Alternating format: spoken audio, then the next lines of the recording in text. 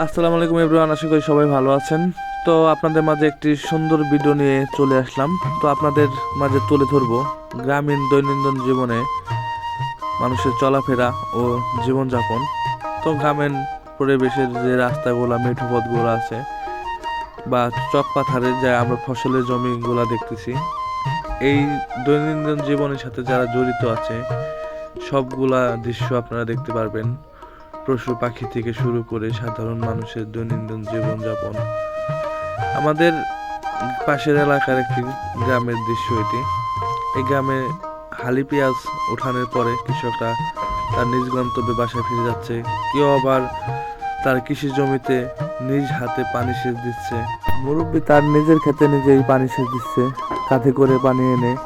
আবার কেউ বা সরিষা ক্ষেতে তার ছোট্ট বাচ্চাটিকে নিয়ে ছবি তুলতে গেছে। পশু পাখি সবকিছু মিলিয়ে আমাদের গ্রাম অঞ্চলের একটি দৈনন্দিন জীবন আর কি।